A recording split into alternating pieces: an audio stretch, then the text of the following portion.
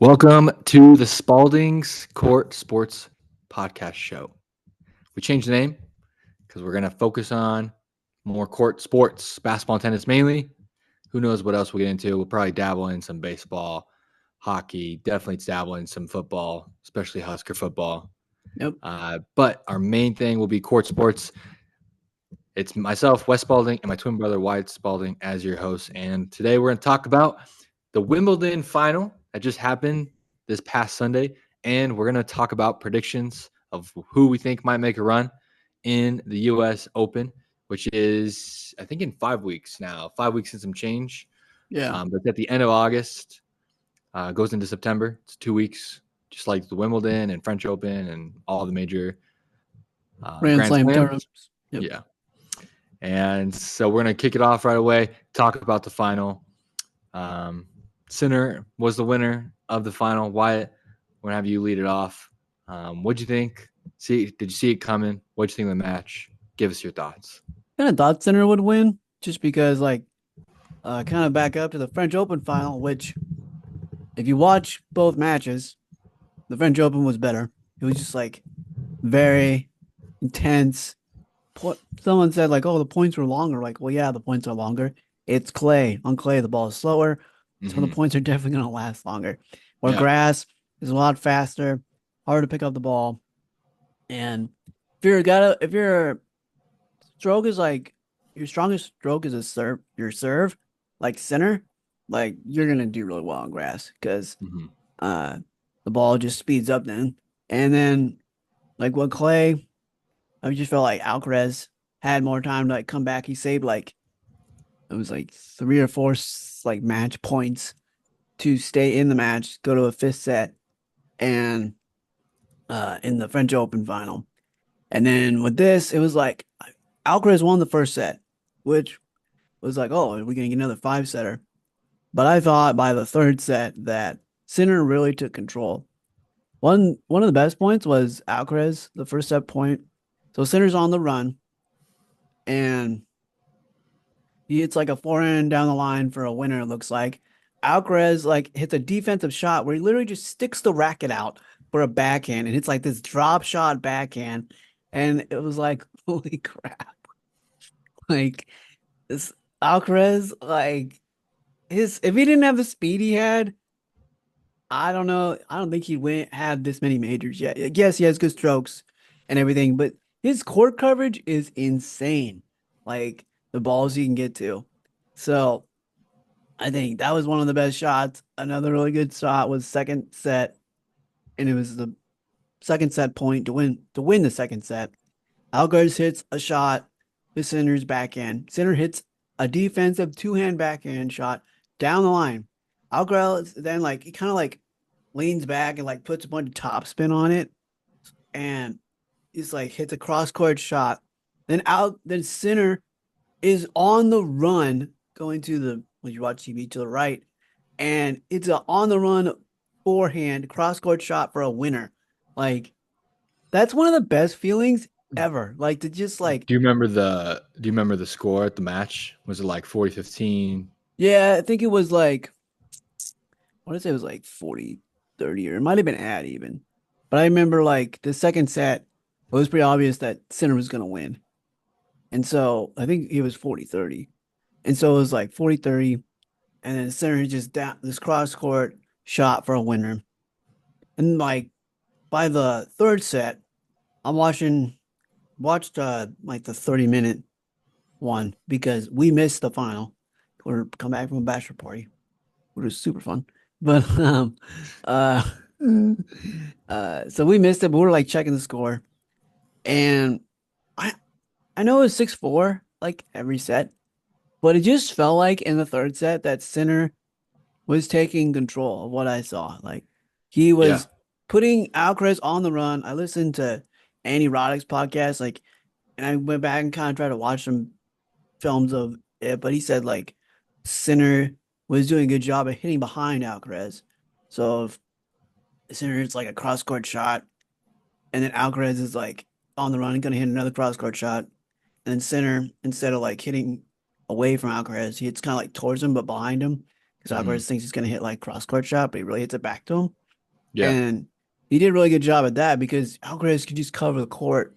And plus, like when the ball like got laid up or was dead in no man's land, which is between the service box, so the T area, and the baseline, it was like no man's land in the middle, which you don't want to be there unless the ball comes in slow and is high up for you just like to plant your feet and just kill the ball for a Hmm. winner.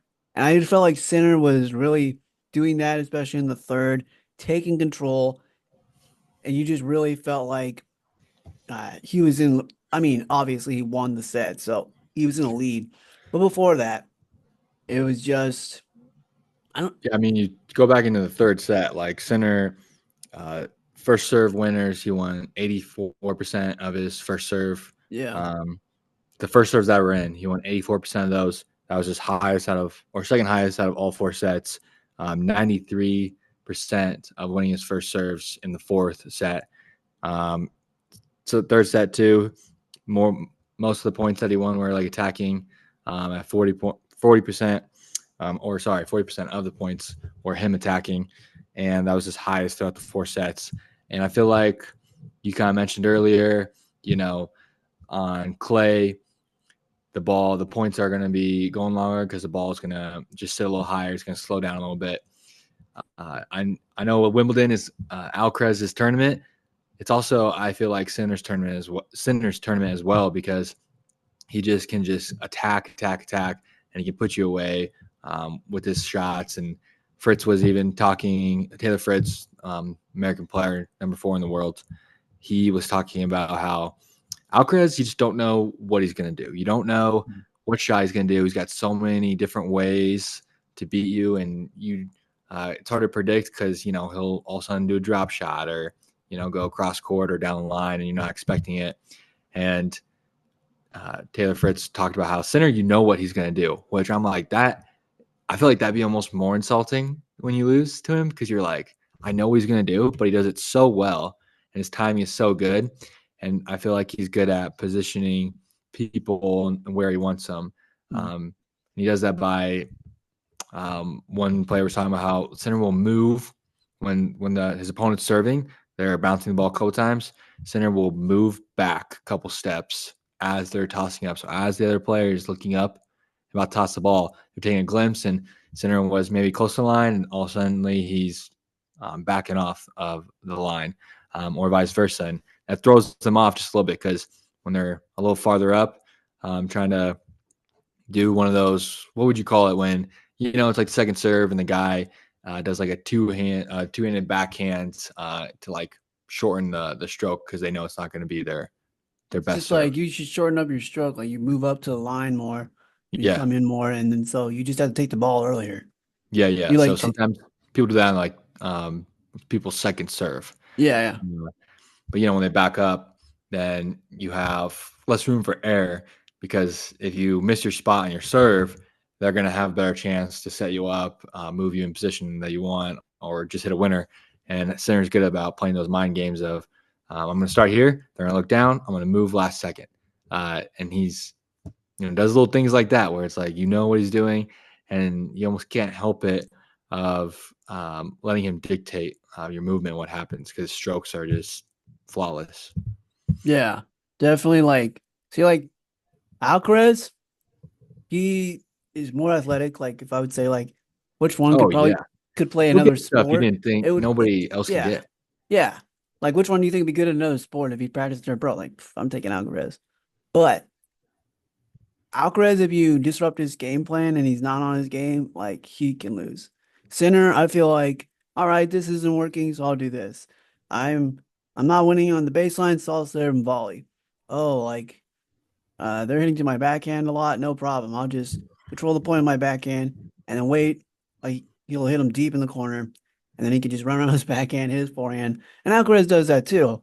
But I also feel like Alcaraz also just relies on his athletic ability sometimes, which is not to say he doesn't strategize, but I just think it just helps him a lot more than Sinner.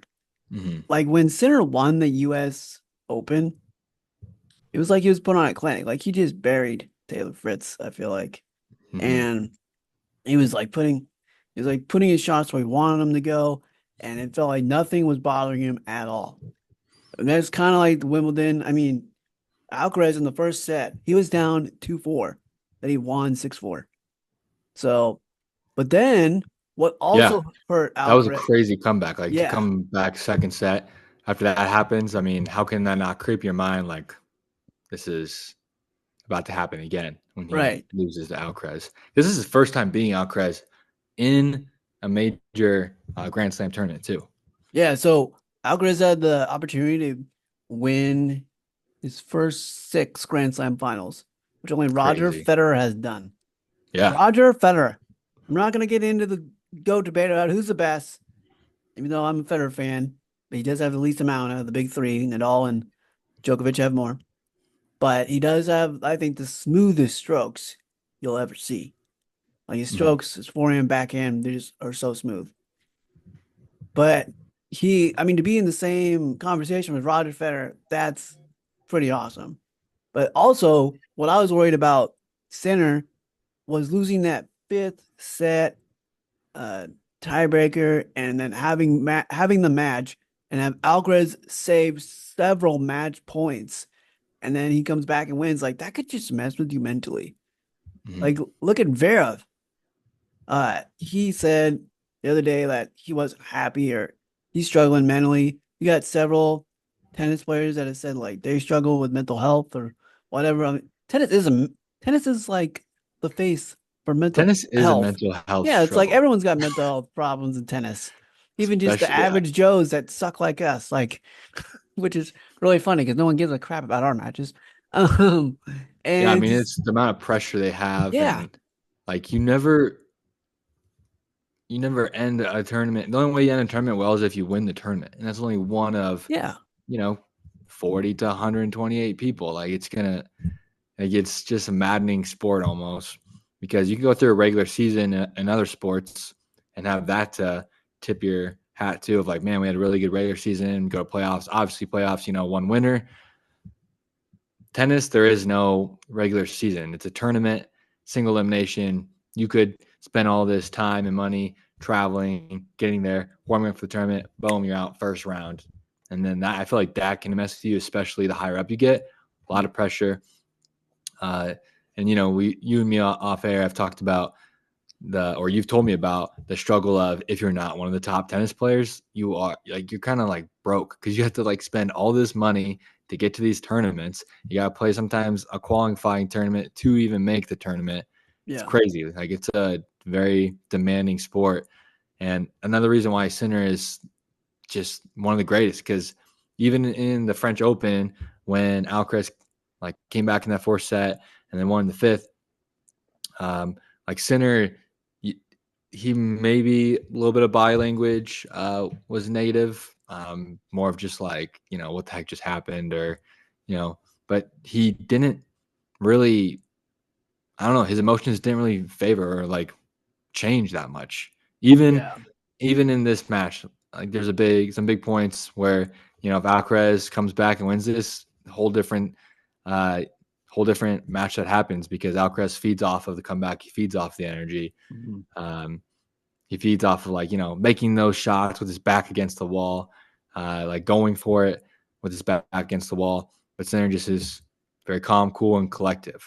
right. Um, Yeah, so yeah, it's kind of funny because would you agree that Alcaraz plays more like Federer, but then he's a Spaniard, acts more like Nadal, and I don't know who like comparing those two to the big three, Nadal, Djokovic, and Alcaraz. Who I'd do you say think Sinner like plays like? Who do you I think think Alcaraz Sinner plays like? plays more like Federer You think because Sinner he's just does? more smoother, and Alcaraz is like Nadal was like he just tore his body up, but Yeah. like from like '08 when he won well even in '07 '06 he was making finals, winning the French but not winning Wimbledon, but he won Wimbledon in '08 and like '09 he won the Australian Open.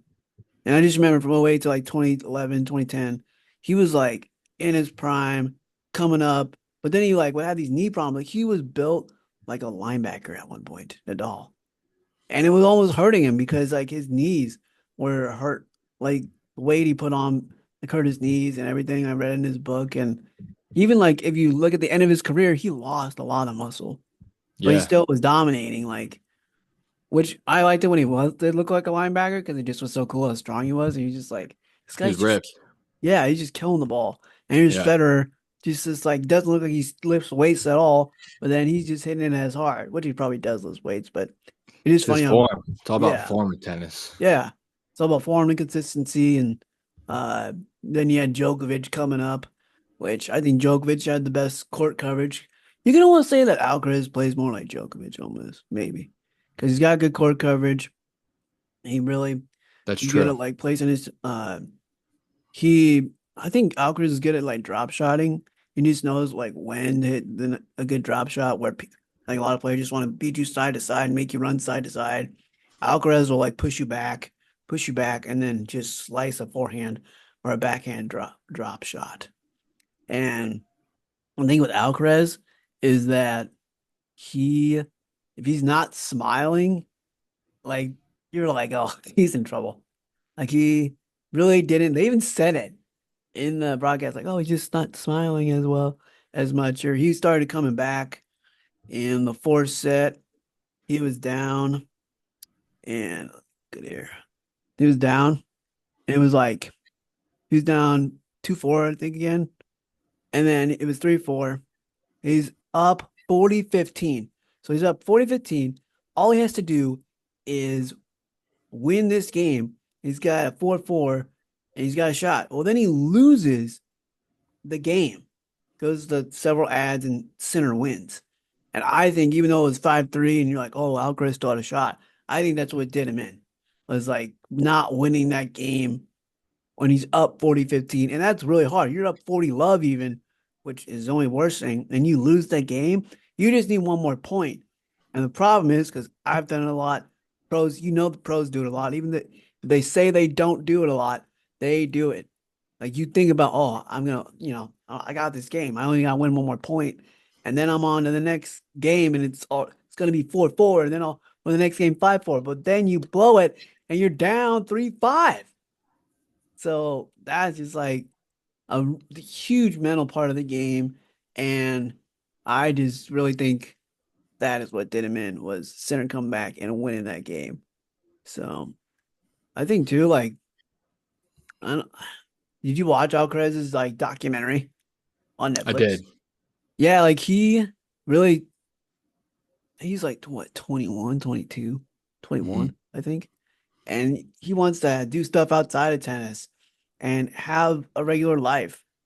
And I don't know this at all. I mean, they didn't make a documentary about Sinner, but I think sometimes Sinner is more focused than Alcaraz. But I get Alcaraz's point too. It's like that's got to be so stressful to have have won like five majors, and then everyone thinks you're like already one of the best of all time when he's only 21 years old.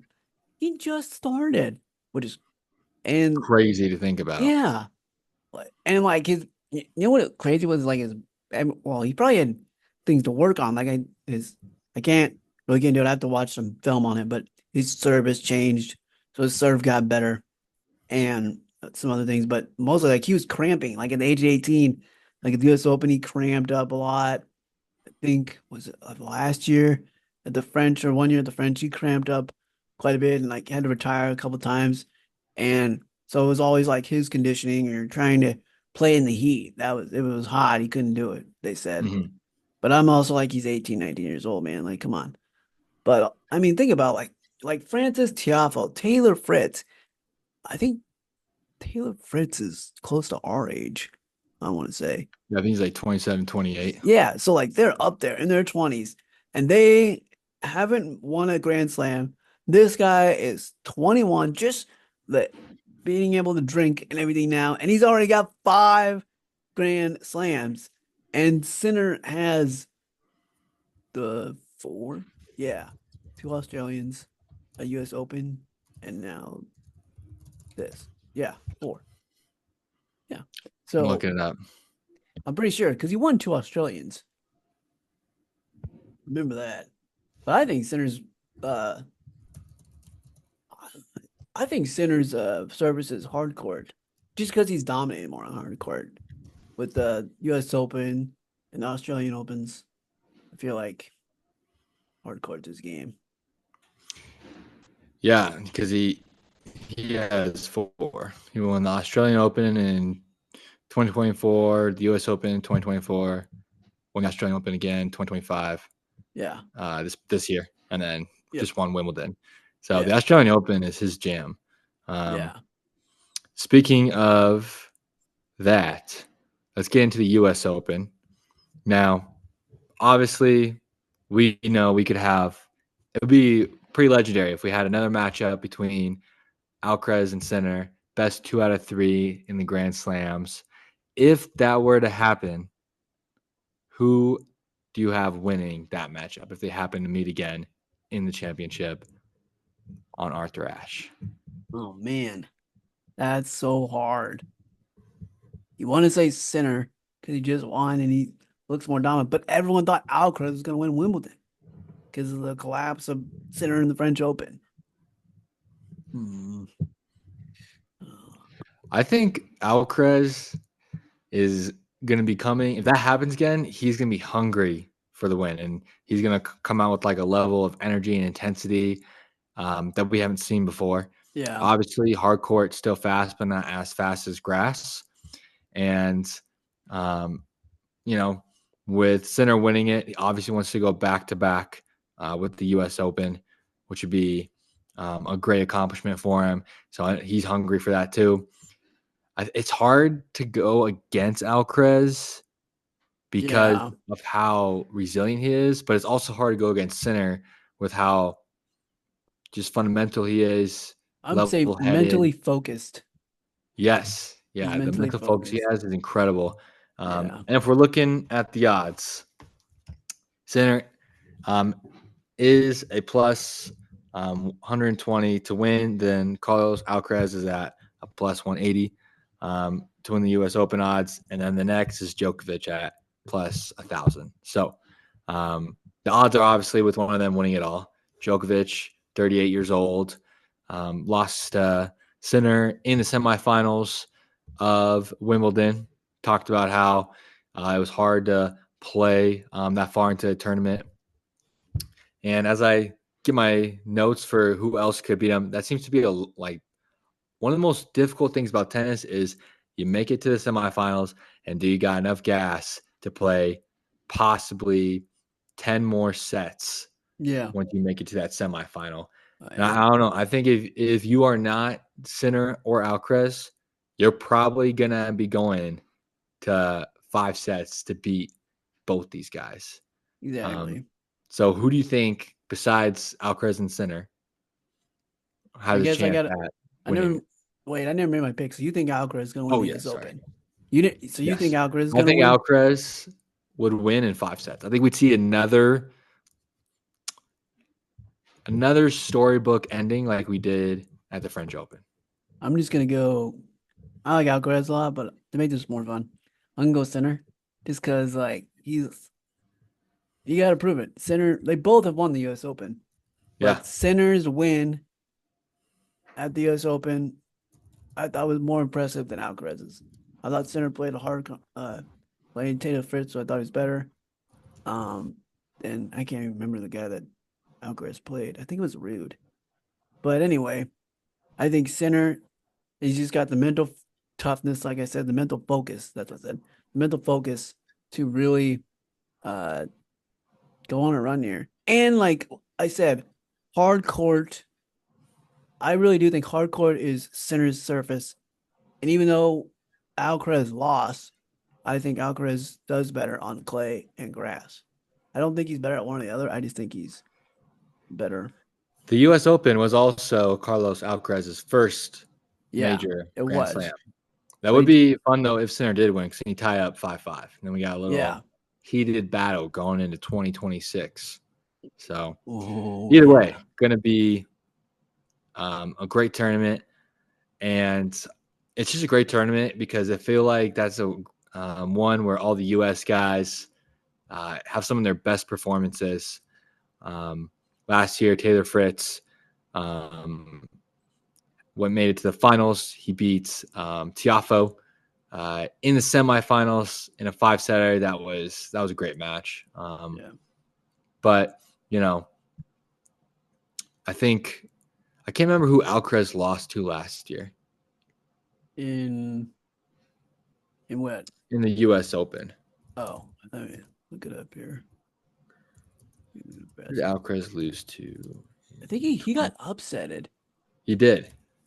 I remember it was in the documentary. But was it Fritz or Tiafoe that upset him? No, I think I don't think it was. He got out early. Yeah. Because honestly, I think that if somebody else is going to win the U.S. Open, it's going to be because Sinner or Alcaraz got upsetted early. Yeah, for sure. Trying to see like who Carlos defeated by 74th ranked Botic Van Dizangelis. It was Botic. This guy's hard to say. It's like Botic. Botic. But anyway, he's a 74th ranked player. So he definitely got upsetted. Yeah, crazy. Further warning, we will struggle with some names on here, but everyone does in tennis because it is very hard to say some of these names. Like the women's, like the women's winner, Iga Savrinka. I guess the W is like silent. I heard the other day. It's like more of a V sound. Savrinka, I think. She Dude, won Iga is badass. She won like 6-0, 6-0 against Amanda, the American. She will demolish you. She does not care. Yeah. She's won multiple French Opens. So she's already dominated on French. Hang on, I have it here. And then hang on. I got the right here. Oh, it's not pulling up. But anyway, so I mean, it wasn't even a match.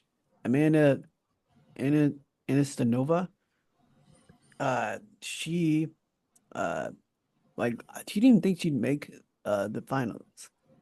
And she made it all the way. And maybe she was just happy for being there, or she was probably pretty nervous. I think mentally, like when she's just saying that, I don't know. I think you gotta be, if you say you're hungry and like I knew I was gonna be here, I feel like it would have been a little better. She was like happy to be there, whatever. Everything's a bonus after that. He goes like, I need this slam, this unfinished business. Like I'll borderline die out there. Like she's so much fun to watch. She just rips in. She's gonna do anything to win, and I hope her and Sablenka are in the final, or like Coco Gauff and Iga, or Coco Gauff and Sablenka meet up again for a rematch from the French Open. So women's side will be very exciting as well. Oh yeah, Iga wasn't even like ranked in the top 5. She was like 8, and she's like, which is still very impressive. But she was holding number 1 for the longest time. Yeah, she's won U.S. Open, Australian, French, Wimbledon. She's pretty. I mean, I don't know if she'll beat. I mean, she could beat Serena's. She's the best one to do it, but I don't really. I mean, Serena won 23 Grand Slams. Here it is. So but here we go. So Iga she won French Open in 2020, French Open in 2022, US Open in 2022, French Open again in 23, French Open again in 24, and now Wimbledon in 25. Yeah, she held the number one ranking for 122 weeks, puts her 7th all time for the longest streak of holding number 1 ranking in the world. I hope she gets back up there. I hope Coco Gauff gets number 1, or I hope Iga. I like Sablenka. I feel like Sablenka gets some. She has a bad rap because she's emotional. She, pretty vocal on the court when she gets angry. But man, she is also like a fighter. Like she reminds me of Serena Williams with how hard she hits and her aggressiveness and tenacity. So but back to the guys. Yep. Here are some guys to look out for. All right. Obviously, we got Novak Djokovic. He's won the U.S. Open 3 times. Last one in 2023. He's beat both these guys before. Obviously, when they were younger, coming up. And I mean, he's honestly probably the greatest tennis player of all time right now. Has the most Yeah. Grand Slams in the men's, tied for the most in women's. Wins one more, he'll have the most overall in men's and women's for Grand Slams. So, not gonna lie, I'm kind of pulling for him a little bit too. It's like I wouldn't be mad if he's in the final and one because it'd be legendary if he got 25 Grand Slams total. Yeah. And he gets a little bit of hate because he's not like Roger Federer, who is kind of like the golden boy of how you should act playing tennis and his Yeah. fluidness. And Well, and here's why. Because like he would do the injury timeout thing, bro. Bro, when he was younger, like, oh, I have an injury. I'm hurt. So they do the timeout. Wait. Then he come out and played amazing. And it's like, you weren't even hurt, bro. If you were hurt, you wouldn't have played this good. You just did it because of momentum. And that's why I don't know. That's why I didn't like him at first. I mean, I like him more now, but uh yeah, when he first coming up, that's why I didn't like him. I mean, if they're gonna let him do it, Yeah. like if you want to talk about another guy that's actually number two on possibility of winning the U.S. Open is it Daniel Medvedev? Medvedev? Yeah. Yeah, Daniel can't say his Medvedev. first name. But anyway, Medvedev won in Med 2021. yeah. And he's beating both these guys actually. He's beating Sinner, beating Alcaraz. This X factor is like his defense. He will defend, defend, defend. He'll also do like these little things to like throw you off your game because he'll win at any cost, even if it's like, oh man, tip of my tongue. What would he do? He kind of would do like the bathroom break thing. He did that to Zverev one time. Oh Um, yeah. and he'll just like play little games with you. He'll yell at the umpire sometimes. Yeah, he's got a Grand Slam under his belt, which was the U.S. Open. So this is kind of his tournament a little bit. He hasn't been doing the best lately, but I think he's somebody you definitely have to keep on your radar. And then I'll let you take it over from here. Number 4 on the list, we're going to skip Zara for a second, but number 4 is Jack Draper. Won Indian Wells this year. He's got strong matchups against Alcaraz. He has got his form down. And what does like some guys are talking about heavy ball? Why? Explain heavy ball to Heavy me. ball? What Yeah. does it say like exactly? Some notes I just put down, which is like form and heavy ball against center.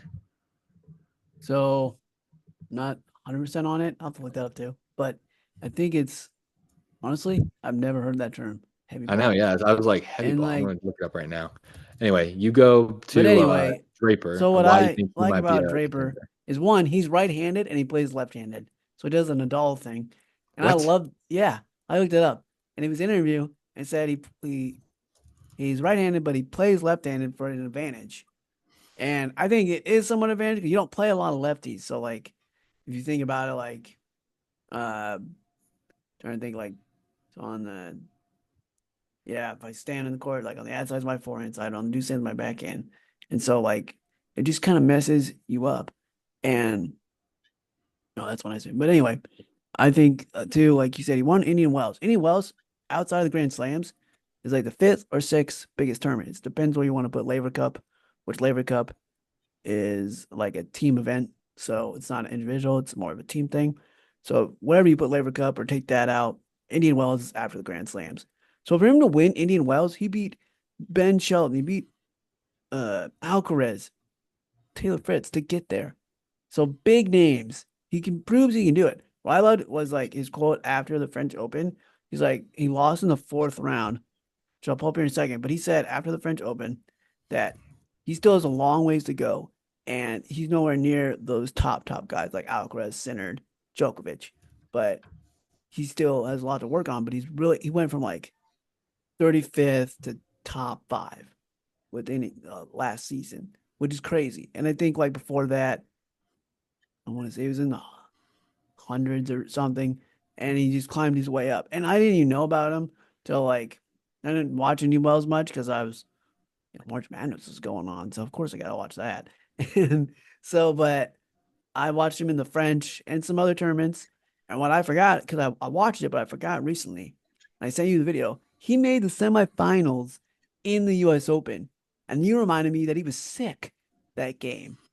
Yeah, he was And like throwing up during the yeah, match. Like a yeah. point be going on, he'd run over and throw up. Like he had like heat exhaustion or something.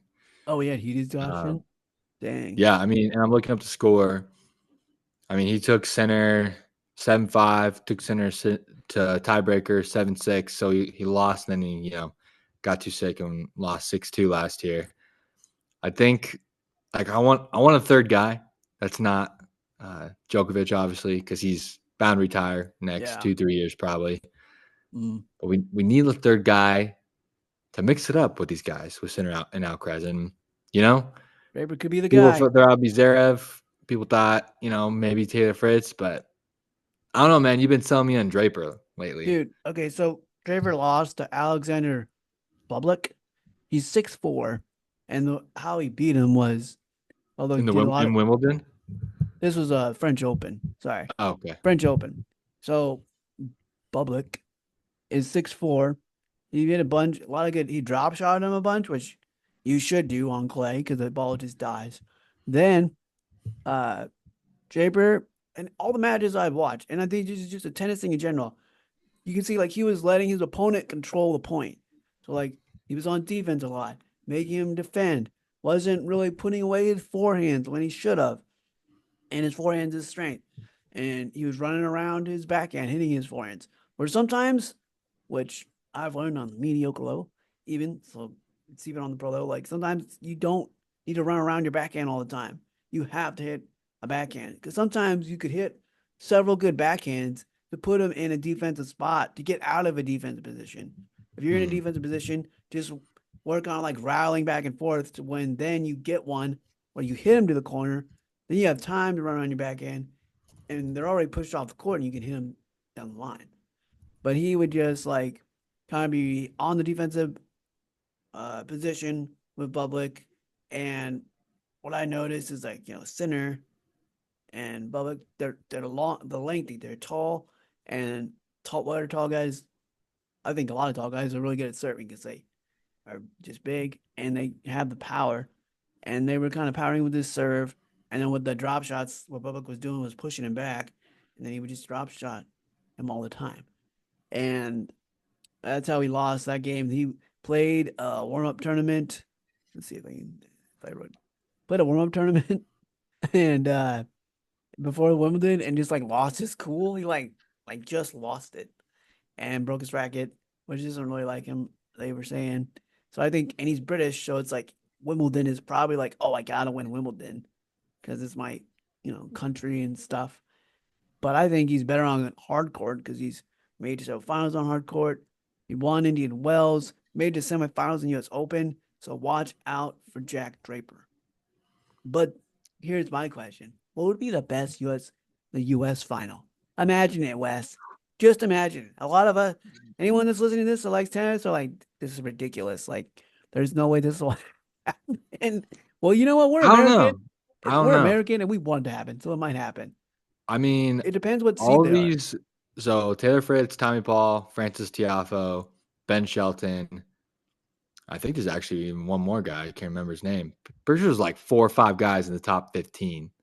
There's like Lerner. Um, Oh yeah, it's like Lerner. He I, upset I think it Medvedev. would have to be Francis Tiafoe because of his run that he made in 2022 and he made semis in 2024.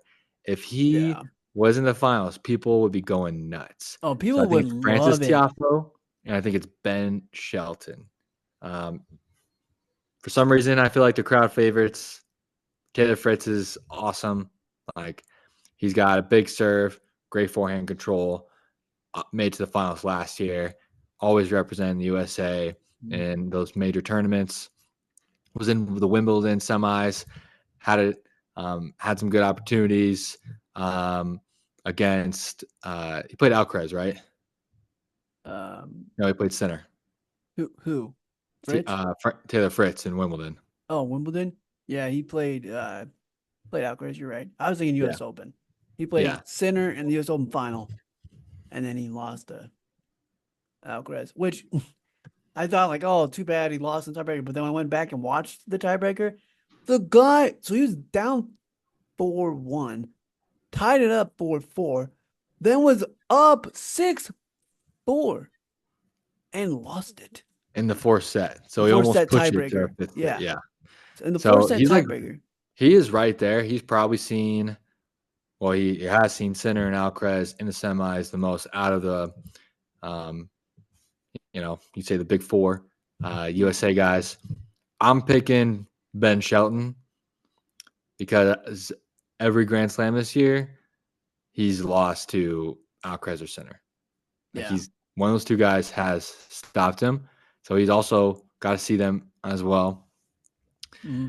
And I think just one is his mindset, his big serve, hard court, not as fast as grass, but he's going to be in his home country, going to have that crowd on his side. I feel like he's going to step up to the occasion. And then, my heart is for Tommy Paul or Francis Tiafoe. I like Tommy Paul's game because he's just like he is sneaky athletic. Like you don't understand how athletic Tommy Paul is. He's got intelligent play, but he just hasn't been able to like break past that semifinal. Made semifinals in the Australian Open in Yeah. 2023, but hasn't been in too many semis, which is hard to do. I think realistically, though, I think you're going to see Fritz in the semifinals. I think he's coming Yeah. through. He's pushing through. I think if he's going to sneak out a Grand Slam title, it's going to be the U.S. Open. I think he's hungry. He knows he can do it. He was there last year. Kind of got a little gas in the championship game. Conditioning's a lot better. He made it to the semis at Wimbledon. Got out early in the French. So I think he's looking to prove himself that he can play with the big dogs. So Oh yeah. wouldn't be surprised to see Fritz there.